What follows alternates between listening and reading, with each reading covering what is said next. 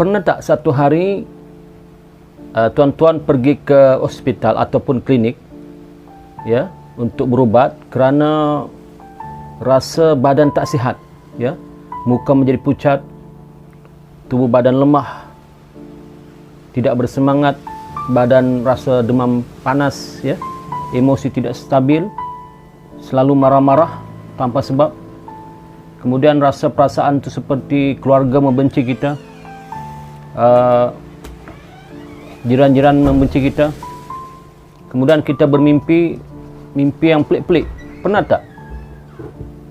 Kemudian bila kita ke hospital jumpa dengan doktor ataupun ke klinik jumpa dengan doktor, doktor melaporkan bahawa kita tidak sakit apa-apa, tidak ada sakit, sihat, darah kita, tekanan darah kita normal, suhu badan kita stabil, tidak ada kolesterol, tidak ada penyakit-penyakit darah tinggi dan sebagainya. Tapi perasaan kita tak sihat. Pernah tak tuan-tuan merasa begitu?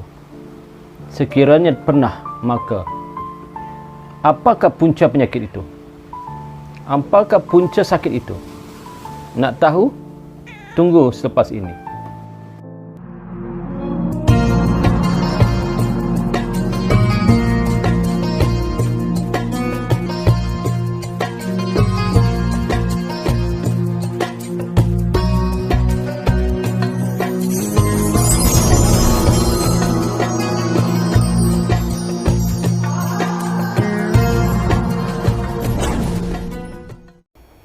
Bismillahirrahmanirrahim.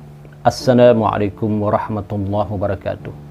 Alhamdulillah wa syukurillah wassalatu wassalamu ala rasulillah wa ala alihi wa sahbihi wa man tabi'ahu wa wala.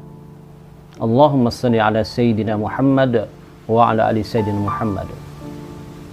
Alhamdulillah, banyak-banyak kita bersyukur kepada Allah Subhanahu wa taala kerana dengan izinnya, dengan limpah dan kurnianya, maka Allah Subhanahu wa taala masih lagi memberi kesempatan kepada kita untuk meneruskan kehidupan di atas muka bumi ini, dan Allah Subhanahu wa taala masih lagi memberi kita kesihatan. Alhamdulillah, setakat ini kita semua, ya, alhamdulillah dikurniakan oleh Allah Subhanahu wa taala dengan kesihatan yang baik. Tetapi kemungkinan ada juga di kalangan kita, ya, yang tidak sihat, yang sakit, ya.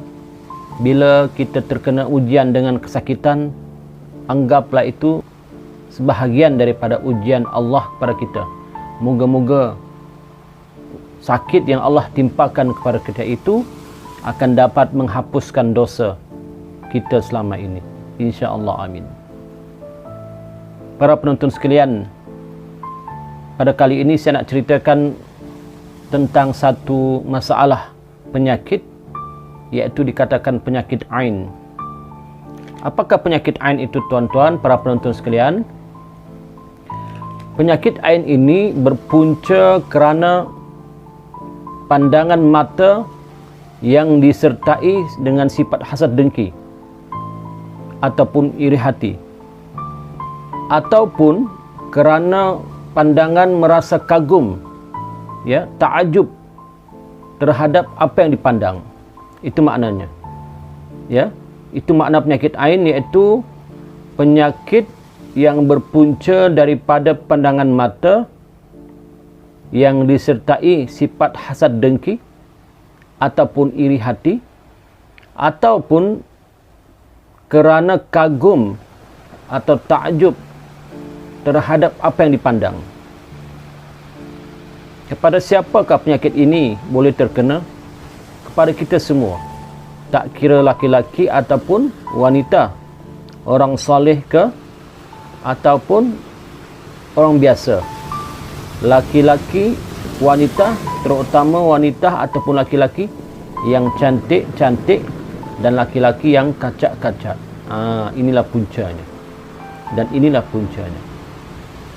Kadang-kadang perasaan dengki orang ini, ya, bila melihat akan kejayaan kita, bila melihat akan kejayaan orang itu yang telah berjaya di bidang masing-masing, ya, contoh, ini sebagai contoh, dia pandai masak, ya, dia memasak, kemudian dia berjaya dalam bidang masakannya, ya, dia pun dengan bangganya, ya, memperlihatkan kepada rakan-rakan, ya, merasa bangga kita telah berjaya, alhamdulillah, ya.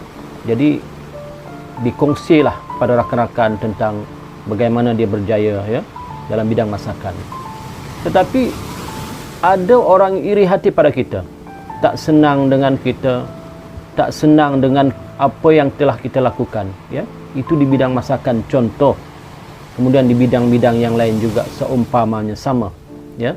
Umpamanya di bidang perniagaan dia berjaya, ya, dalam satu-satu perniagaan bisnisnya meningkat naik, maka dia pun merasa teruja, kemudian mengkongsikan apa yang dia rasa, kebahagiaannya kepada orang lain. Tetapi manusia ini tuan-tuan, ya, walaupun rambut sama hitam, tetapi hati masing-masing. Ada perasaan iri hati, ada perasaan dengki kepada sahabat-sahabatnya yang berjaya. Dia tidak berjaya, ya, dia tidak berjaya seperti mana sahabatnya berjaya. Sahabat ini berjaya, ya, daripada awal dia memulakan perniagaan hingga kini dia amat berjaya. Maka dikongsikanlah apa yang telah dia dapat, seperti mana, ya, contoh hasil daripada pendapatan yang dia dapat daripada perniagaan yang berjaya itu, maka sebahagiannya disedekahkan ataupun didermakan pada orang-orang yang memerlukan, ya. Maka daripada itu dia kongsikan kepada rakan-rakannya di media sosial.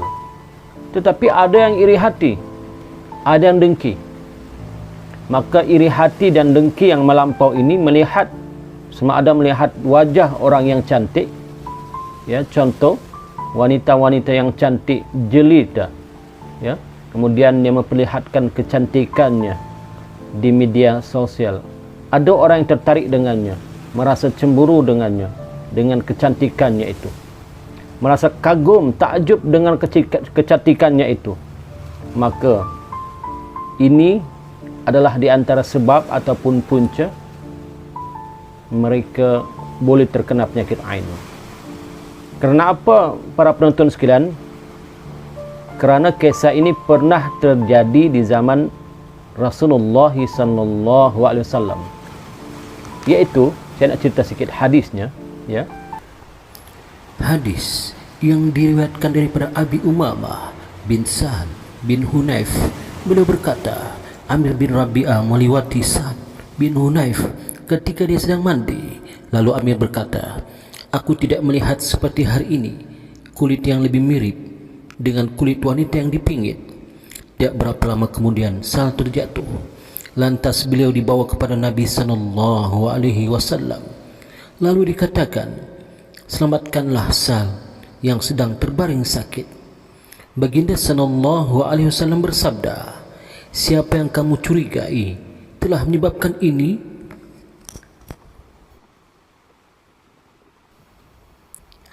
Mereka berkata, Amir bin Rabi'ah.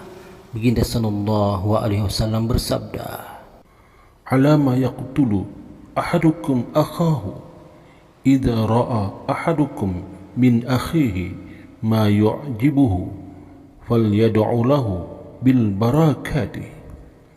Maksudnya, kenapakah salah seorang daripada kamu membunuh saudaranya?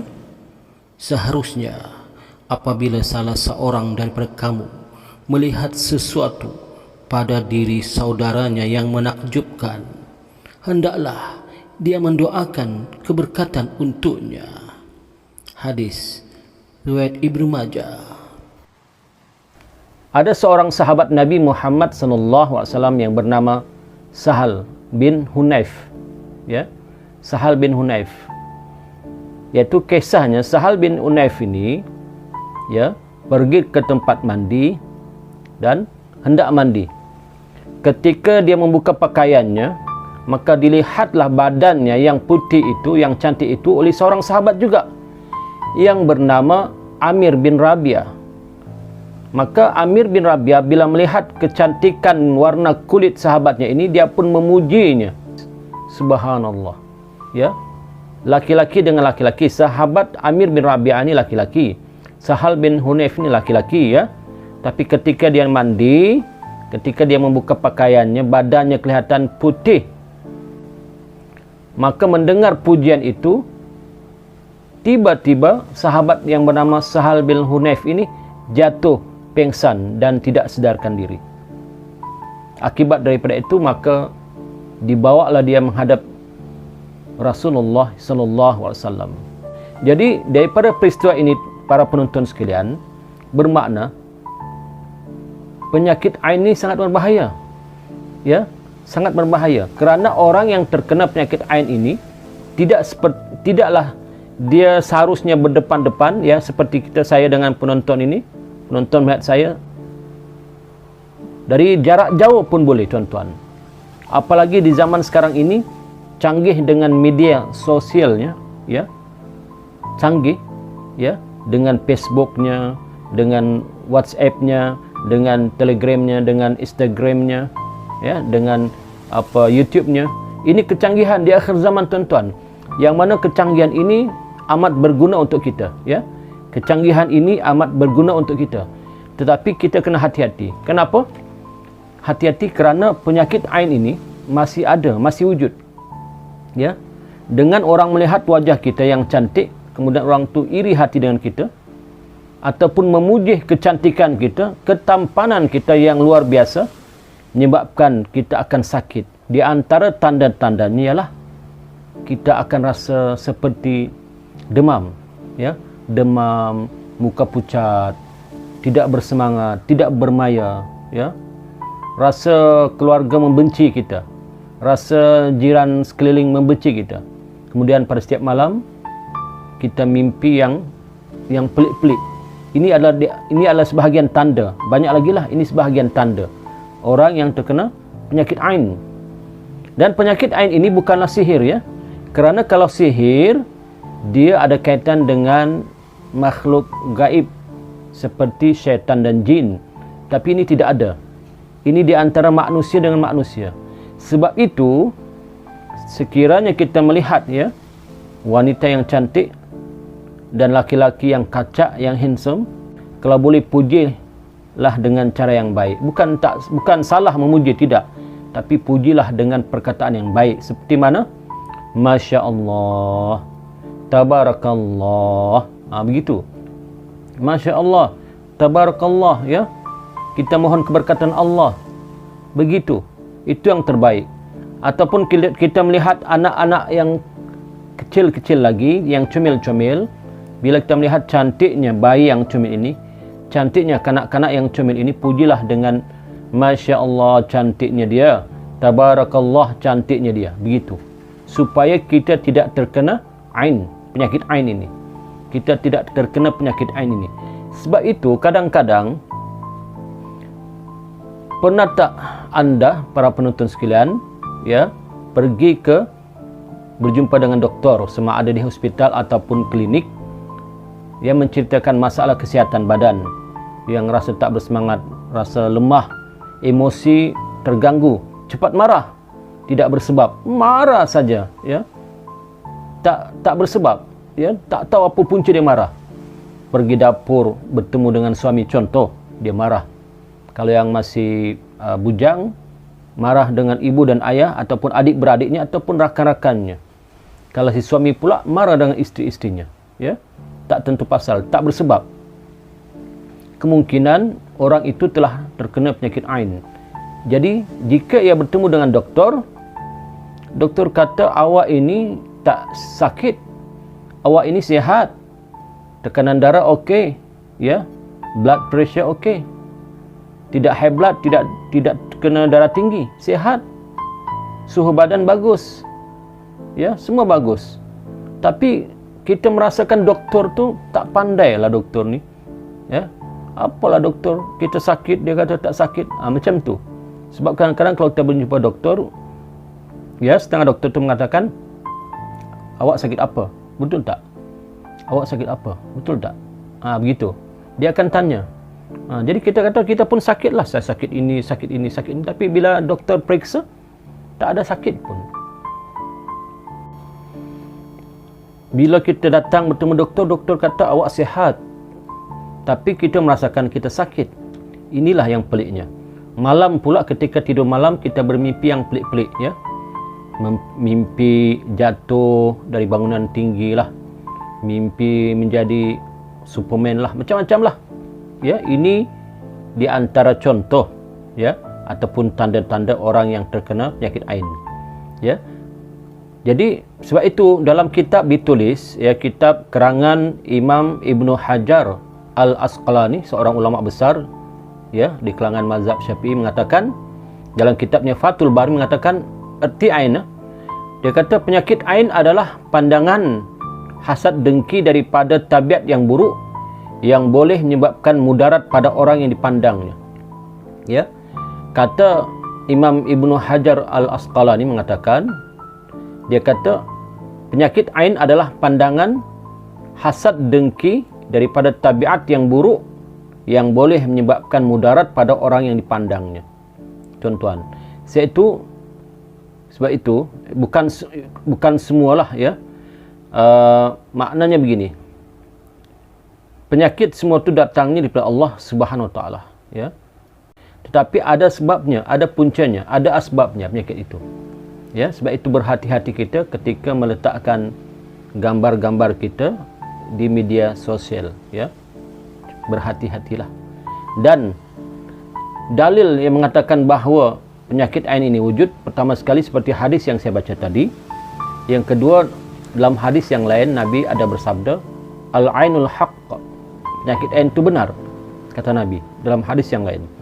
Kemudian ada tak dalil daripada Al-Quran tentang penyakit ini? Ada, ya. Kita baca Al-Quran dalam surah Al-Qalam, ya. Surah Al-Qalam ayat 51, ya. Allah berfirman dalam Al-Quran ini dalil ni penyakit ain ni. Dalam Al-Quran Allah mengatakan tentang penyakit ain ini. Kata Allah dalam Quran, a'udzubillahi minasyaitonirrajim. Wa iyyakadul ladzina kafaru liyuzliqunaka biabsarihim. Wa iyyakadul ladzina kafaru liyuzliqunaka biabsarihim. Artinya, dan sesungguhnya orang-orang yang kafir itu hampir-hampir menggelincir dan menjatuhkanmu dengan pandangan mereka, yakni yang penuh dengan permusuhan dan kebencian. Surah Al-Qalam ayat 51. jadi harus kita ingat bahawa penyakit ain ini memang wujud, ya. Memang ada, bukan setakat dari sekarang ni, bahkan dari zaman Nabi Muhammad sallallahu alaihi wasallam telah wujud, tuan-tuan. Penyakit ain ini memang telah wujud. Sebab itu, apakah kaedah ataupun apakah cara untuk kita mengelak daripada terkena penyakit ain ini? Kata para ulama, di antara kaedah ataupun cara untuk kita mengelak daripada terkena penyakit ain ini adalah yang pertama, ya. Yang pertama, sebelum tidur, ya, kita bacalah surah-surah, ya, surah-surah sebagai pendinding kita sebelum tidur, ya. Contohnya surah 3 Qul. Surah 3 Qul iaitu Qul huwallahu ahad, Al-Ikhlas, dan Al-Falaq, Qul a'udzu birabbil falaq, dan An-Nas, Qul a'udzu birabbin nas. Bacalah itu. Kemudian bacalah ayat kursi sekali. Kemudian hembuskan di tapak tangan dan sapu ke seluruh badan, ya. Kemudian amalkan juga membaca Bismillah 5, ya, Bismillah 5. Seperti mana Ustaz Bismillah 5 itu? Bismillah 5 itu seperti begini. Bismillahirrahmanirrahim. Bismillahi syafi. Bismillahi kafi. Bismillahi mu'afi. Bismillahilladzi la yadurru ma'asmi syai'un fil ardi wala fis sama'i wa huwas samiul alim. Baca 3 kali. Ya, mudah-mudahan dengan izin Allah SWT kita dilindungi. Tidak ada sesiapa yang dapat memberi mudarat kepada kita, ya. Tidak ada sesiapa yang dapat bagi memudarat kepada kita melainkan dengan izin Allah Subhanahu wa taala jua. Ya. Kemudian berwuduklah sebelum tidur. Kemudian maafkanlah kesalahan-kesalahan orang lain ya terhadap kita. Kita maafkan kesalahan orang lain terhadap kita. Ya. Contoh orang itu ada salah dengan kita, kita maafkan awal-awal. Tidak perlu menunggu dia datang untuk meminta maaf kepada kita, tapi kita telah maafkan. Ya, kesalahan orang itu pada kita. Kita doakan orang itu. Moga-moga ya kata para ulama, bila kita amalkan ini kita akan selamat ya, selamat daripada terkena penyakit ain ini. Tapi kuncinya ada satu lagi. Kuncinya satu lagi iaitu jangan tinggalkan solat ya. Jangan tinggalkan solat. Solat itu kewajiban kita seperti biasa, istiqamah 5 waktu sehari semalam, dan yang lain-lain itu sebagai amalan-amalan tambahan untuk menguatkan iman kita dan untuk menjadi pending pada kita supaya kita tidak terkena penyakit ain ataupun tidak terkena sihir pun boleh juga, dan juga tidak terkena daripada bala bencana ya, malapetaka yang Allah turunkan di atas muka bumi ini, tuan-tuan. Jadi sebagai kesimpulannya bahawa berhati-hatilah kita ya dalam penampilan kita di media-media sosial ya. Ya, berhati-hatilah dan banyakkan berdoa, bertawakal kepada Allah Subhanahu wa taala supaya kita semua terhindar daripada terkena penyakit ain ini ya. Kerana penyakit ain ini ramai yang tidak tahu, tapi dia membahayakan diri kita. Jadi cukup setakat itu tazkirah ringkas daripada saya. Dalam keadaan bahasa saya tidak tersusun ya. Bahasa tidak tersusun. Kemudian tutur kata saya yang mungkin ada tersilap kata, terkasar bahasa, saya mohon ampun dan maaf kepada tuan-tuan yang menonton saya ya. Sekian, yang benar itu tentulah datang daripada Allah Subhanahu wa taala. Yang salah dan silap itu adalah datang daripada kelemahan hawa nafsu saya sendiri. Saya sudahi dengan Assalamualaikum warahmatullahi wabarakatuh.